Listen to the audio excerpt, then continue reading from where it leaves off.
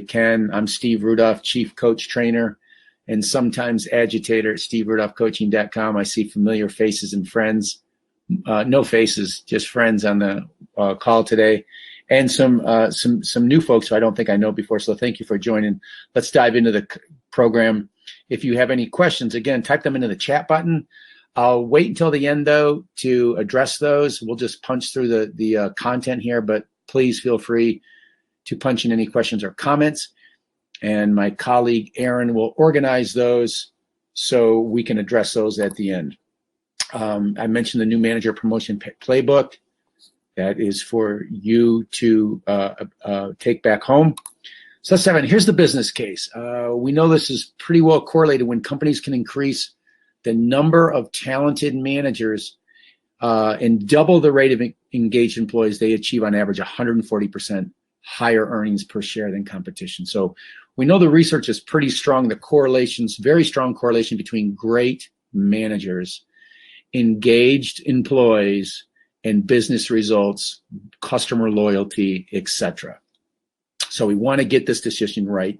I think when you look at it, there can be no more important strategic priority for a company than getting this people decision right.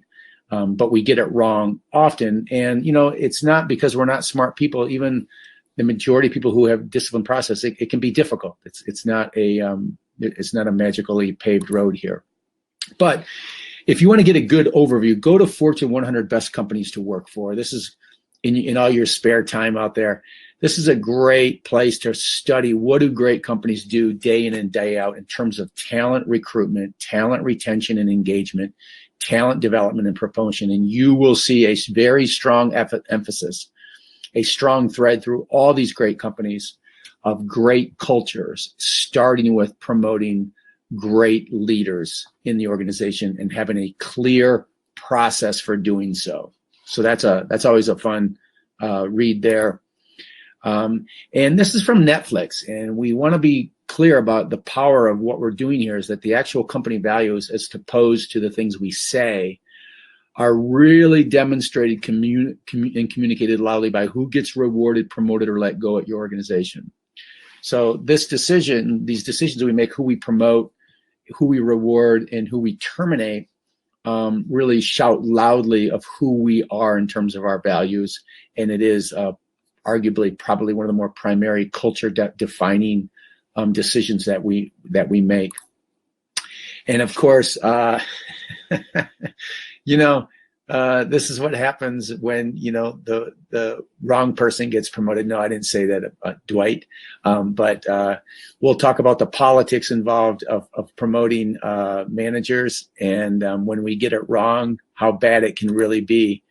But let's first just address common promotion traps that if you've managed long enough, you've done this. We've all been guilty of this. It's hard to extract ourselves out of these three decision-making points, but these are traps we have to avoid. One is promoting the rock stars, and it's tempting to do so.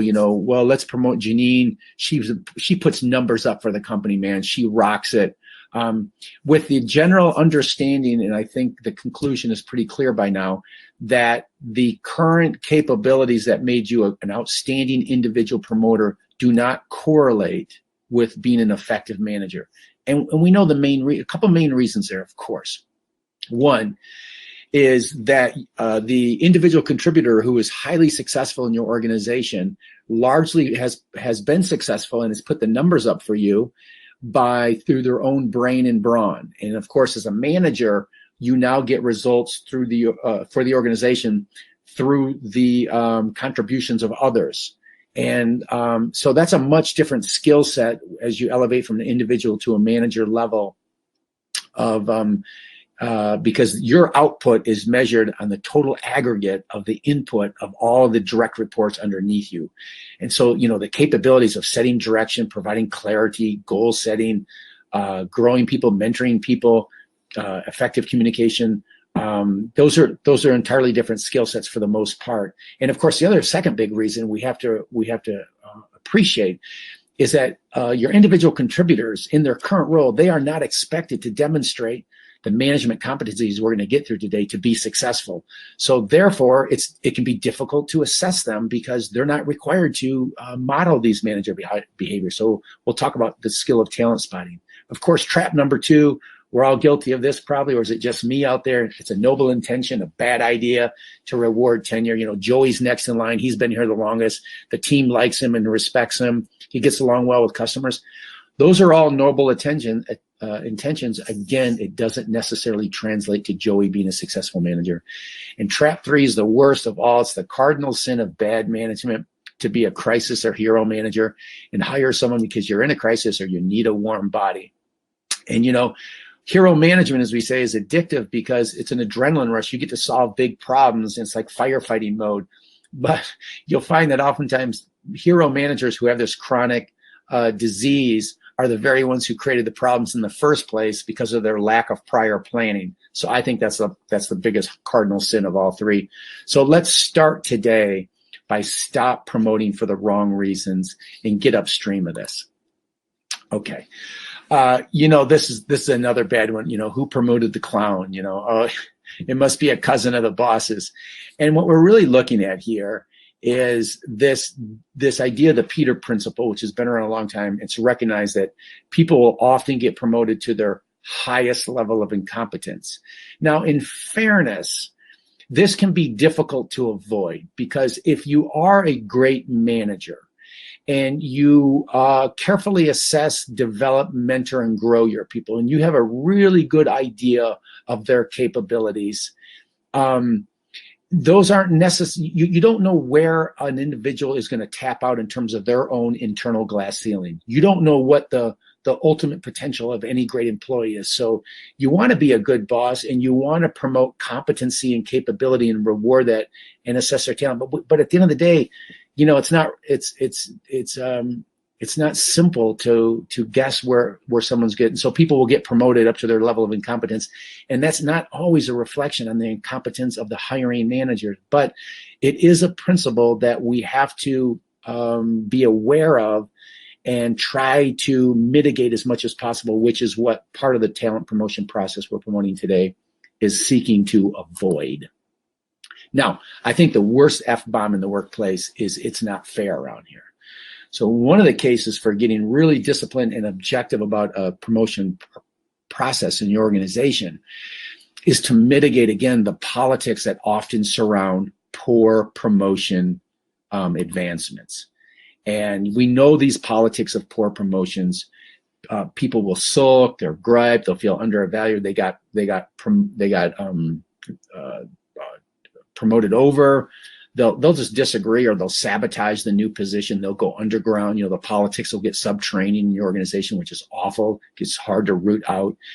And you'll get this political behavior that an unwarranted promotion creates. And, you know, again, you experienced managers know that either you've been passed over for promotion and it's really it's a tough gut check, isn't it? Especially when you feel like you were qualified for the position, or you got promoted over, or anyone gets promoted over and they don't know why. They don't get really good feedback, but everyone else knows why. So we know bad promotions are filled with politics in organizations. And having a more objective process is one way to it's not foolproof. It's one way to mitigate these politics. So, you know, we know the sobering conclusion by now, and it's well accepted that people don't quit companies, they quit us managers. Are we the only reason people quit? No, we are not. You know, if you look at exit interviews of human resources, there's a lot of reasons why people will quit companies, of course, you know, but we are the main primary reason that people leave. Well, how much is primary? Well, we have a 70% impact on the variance of employee engagement according to Gallup surveys. So we know not just the bottom line numbers, but also the culture you create and the customer loyalty you're fostering really depends on getting this right. So just to reemphasize a bad boss, and these are some of the reasons why people leave. Of course, lack of support, lack of recognition and feedback or no feedback at all, a feedback-starved environment, lack of growth or career and development opportunities, negative coworkers, so a negative culture that's been allowed to persist and create toxicity. Lack of clarity around expectations, goals, and strategies, which leads to a lack of confidence in senior leadership. And then the work-life balance, especially for millennials, is a value that people really look for in an employer. So these are common reasons why people will leave us. Obviously, this is money's off the table. This is assuming that people are being paid fairly for that role in that industry. So, the compensation package off the table for a second. These are some of the reasons why people will leave us. Hopefully, when you look at this list, managers, the one thing that's I think should be encouraging to you is that these are controllables. And so as management, we say there's two boxes, right? There's the box labeled things we can control and the box labeled things we can't control. And we like to stay in the box of things we can control. But if you look over here, these are the things that great managers pay attention to and are controllable when we get the right promotion right. So when we get the right promotion right, we get more good work days for our employees and less of the bad work days at our organization. Now, I think that when we get it right, that manager promotion ought to be more like a karate dojo or any sort of disciplined martial art, a good martial art academy or dojo worth their salt, where the belt ranking, white belt, yellow belt, orange belt, blue belt, purple belt, brown belt. And what do you have to do to get the next level belt promotion? What do you have to do to get that next level advancement? Well, you have to know the kata, the form.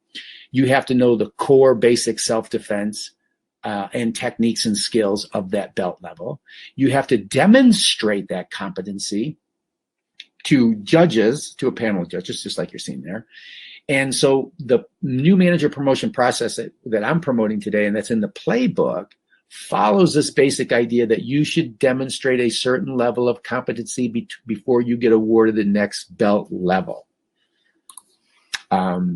So if you go forward today, it's important to understand what we're up to today. If you go forward and you want to begin implementing a more robust, disciplined approach to promoting new and emerging leaders in your organization, here's kind of the 5 communication sub-skill sets you have to have as a good manager, good change manager skill. Be transparent. Widely, broadly, and deeply communicate the new manager promotion pathway to your team, to your organization. Make the business case. Why are we doing this, boss? This seems really hard to advance now around here. But make the business case for people. I think that most change efforts fail because they're too big, they're too fast, or they're poorly under-communicated to the culture, or lack of follow-through, implementation, and execution by senior leadership. So we gotta answer the why question for people and slow this conversation down. And number 3, engage people in the two-way dialogue. Yes, this is a top-down mandate. Let's be clear about this. And for it to be successful, we want to enroll the culture in the conversation about why this is necessary, and it's in everyone's best interest. And bringing it down to number 4, of course, answering the WIFM, what's in it for me, make it about the individual and why should they care about this new manager promotion pathway. Even if they have no interest in ever becoming a promoting manager, why is it in their best interest to support it? And we know why, because we've been making the case for it. It's going to create a better work environment for everybody. And then, of course, the accountability, number 5. What can they count on for us senior leaders in management, and what do we expect from the individuals in terms of getting promoted to the next level, So change management, we always have to be aware anytime we're going to go forward and initiate something new, follow the Navy SEALs mantra, go slow to go smooth to go fast, and slow things down here. Here is a skill set that this entire process pivots around. And if the manager, the hiring and selection manager in the organization, is to begin to actively and intentionally promoting talent from within, you have to get good at the skill of spotting talent, because we've already identified that one of the biggest barriers to getting this right is that the current individual contributor in their current role has not been required to demonstrate management competencies. And so therefore, since that's largely the case, we need to be able to spot potential.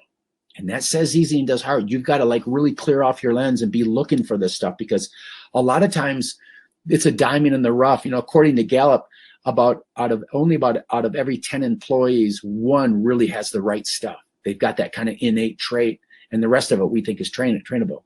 It leads us to the question, is leadership born or made? Well, it's a yes and for me. Is I think you have to have certain inherent DNA. For example, I'm from the hospitality industry. Can you teach people to care about others, to serve others? I don't think you can. You learn that at home. And so you have to make sure someone has some certain traits, ability. But most of the manager skills, I believe, professional skill sets are trainable. That's what I do for a living. But here's 5 that I think you moving forward, if you want to embrace this, you've got to get good, the binoculars at talent spotting these things. So the person has to be a self-starter. They have to show initiative. This is not the person that you have to spoon feed what to do next all the time. And they're always looking for directionality. But this person has a bias for action and initiative. In the new manager promotion process playbook, you'll see there's a ranking in there, 1 to 5. So you will actually begin ranking all of your team members according to these talent spotting skills. And these aren't the only ones. You could probably come up with another 5 that's relevant for your organization, but I think these are a good start. They have to have a strong team orientation. Almost all work today is done in teams, and they have to lead with the pronoun we versus I. And these are the people that will get their work done first, and then they'll pivot. And they're always looking laterally to see how they can help out others. So cooperation and collaboration really makes up their bone marrow. They have what Danny Myers, legendary New York restaurateur who wrote a great leadership book called Setting the Table. Even if you're not in the hospitality industry, it's a great leadership book for anyone. But Danny has told us says he looks for the excellence reflex. And, these folks cannot not do something great. Like they just are repelled by substandards and mediocrity. They cannot walk over, a straw on the floor and pick it up. These are the people that are just driven by excellence. And of course, they're repulsed by mediocrity, and they hate working with slackers, right? They hate working with slackers. Of course, slackers love working for high performers because they get to draft off their accomplishments. So they have an excellence reflex. They're always on the improve. These are lifelong learners. As we say, there's 2 kinds of employees, fountains or drains, right?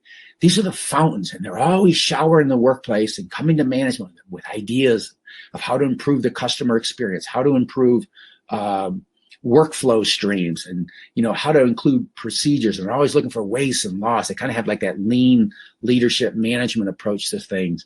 So they're a shower of ideas.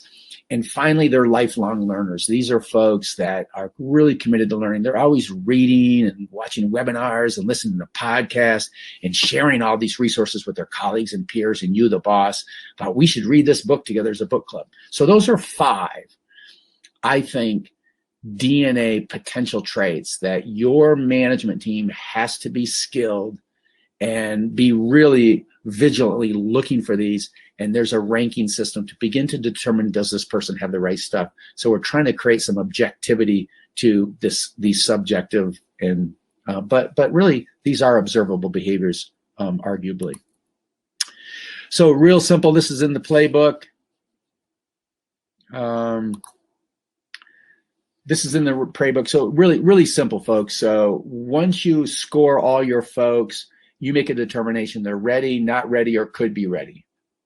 And based on your scoring rankings, and this should be a conversation you have with your peers and the people that are important to the manager promotion process.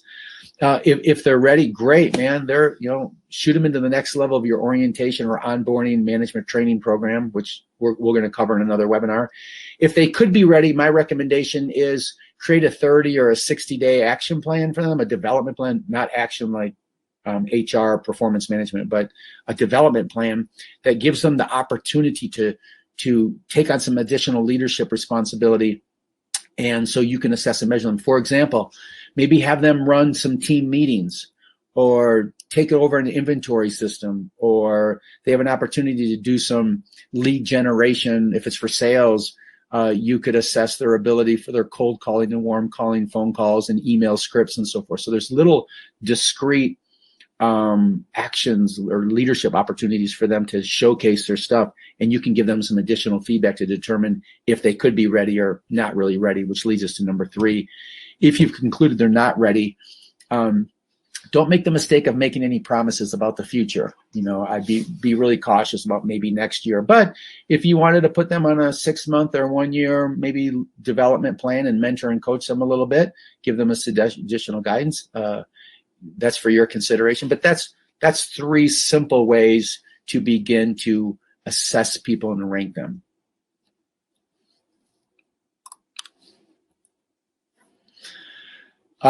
This is anonymous. This may or may not be true for me, but it sure feels true. Even if there's a variance of 5 or 10% one way or another, is we're trying to get out of this self-reinforcing cycle where we hire fast and fire slow. We want to hire slow and fire fast. And that's from Tony Shea at Zappos.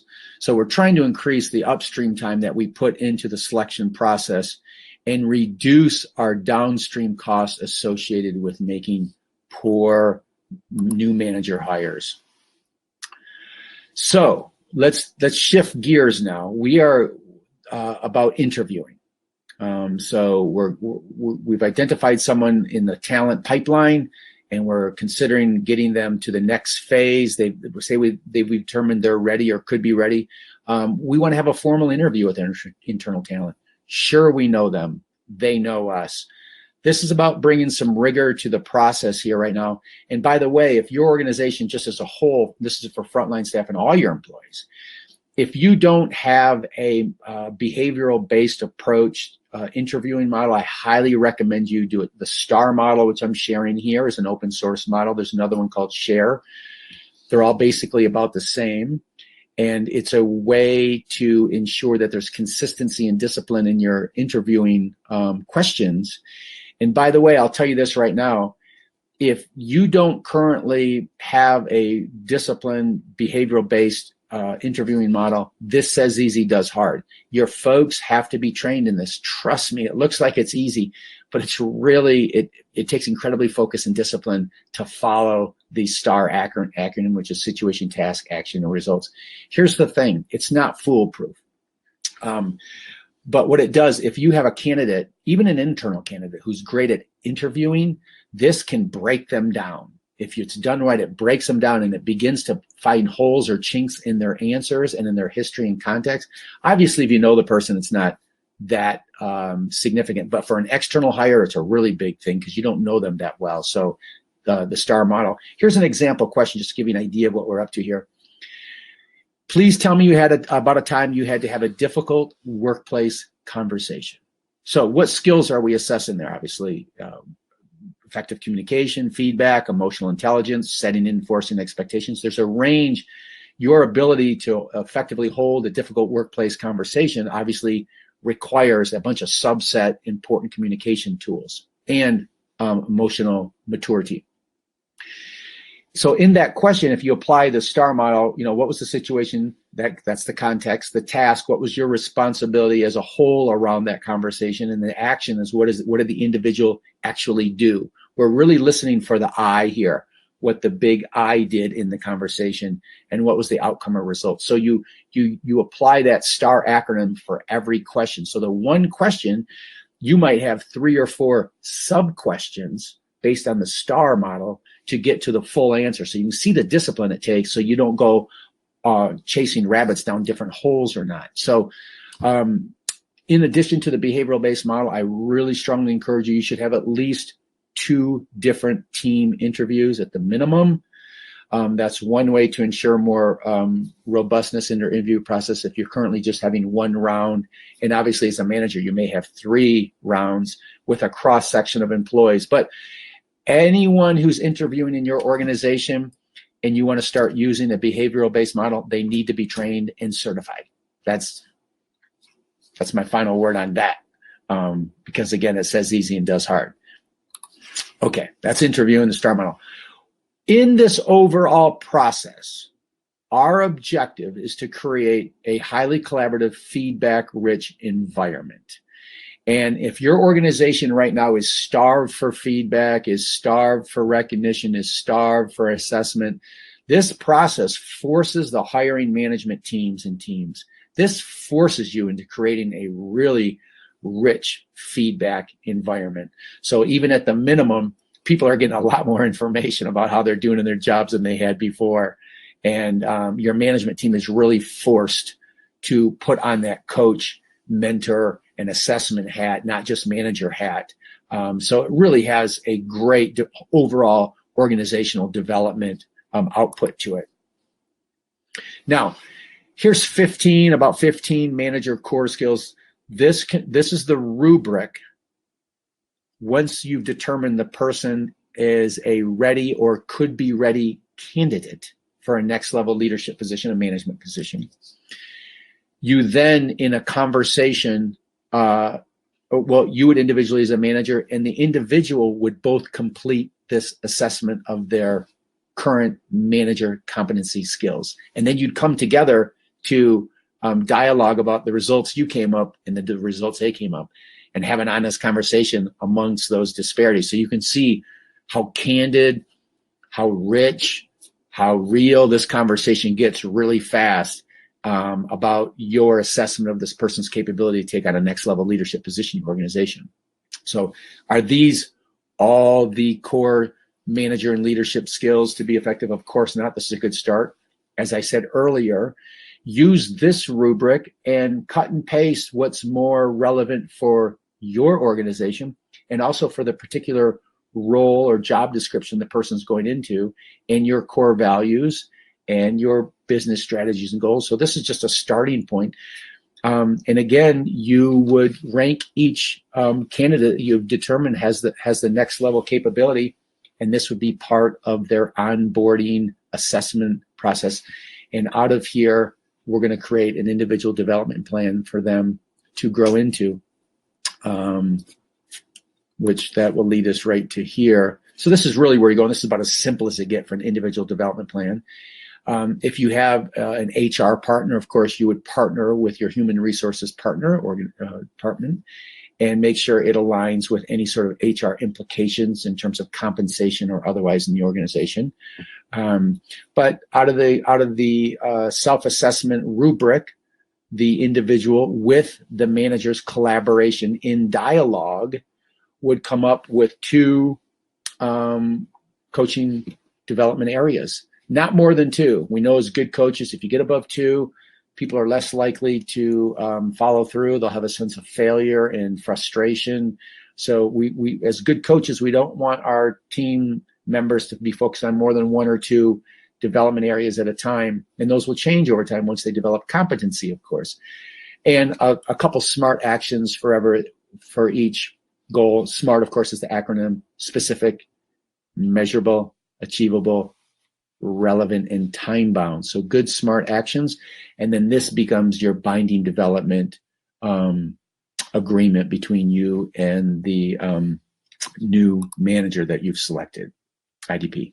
So finally, we're just looking at this opportunity between failure and return on investment for your organization. So we're going to move from an area that we're probably losing money, we're losing organizational cultural opportunities and all the reasons that a poor manager hire would cause a lack of employee engagement, poor customer experience, faulty products and services, demorale, a low morale culture.